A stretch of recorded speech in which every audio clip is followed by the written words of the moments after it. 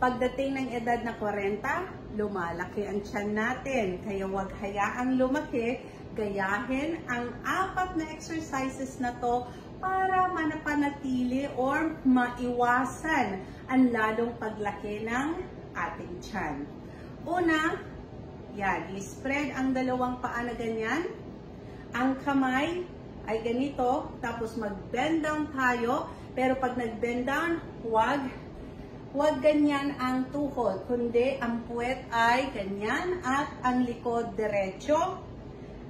Itatap natin ang dulo ng ating kamay sa floor at gawin natin ng 2 minutes. Okay, let's do it.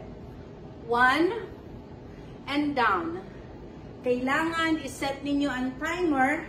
Kung hindi nyo kaya ng 2 minutes, 30 seconds is okay. Number 2, idikit konti ang mga binte, ang mga kamay ay nasa side. Ngayon, mag-mini squat tayo na ganyan. Again, kailangan matigas ang tiyan at ganyan ang pagbaba, hindi ganito. Alright? 2 minutes din na ganito. Very nice.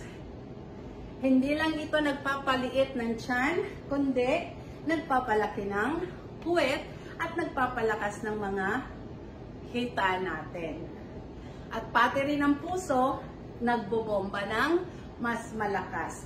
2 minutes din. Pagkatapos dito, itaas ang 2 kamay, tapos, yan. Dahan-dahan mo lang gagawin. Huwag mong pipilitin. Magpahinga kung kailangan.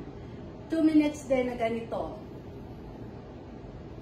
At ang pinaka-last, mag-dip squat tayo. Kailangan ng upuan para may guide. Pero huwag kang uupo. Kailangan ang puwet ay ma-feel niya yung upuan, tapos tayo. Ang mga kamay ay nandito sa side. Pag uupo or mag-squat down ka, itaas ang 2 kamay. So, ganyan ang posisyon. So, 1, 2 minutes. 2, 3, panatilihing matigas ang tiyan. Yan lang.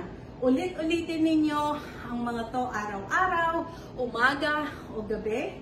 At tingnan ninyo, liliit ang tiyan, gaganda ang puwet, at lalakas ang katawan. O yan, pakashare na para makatulong.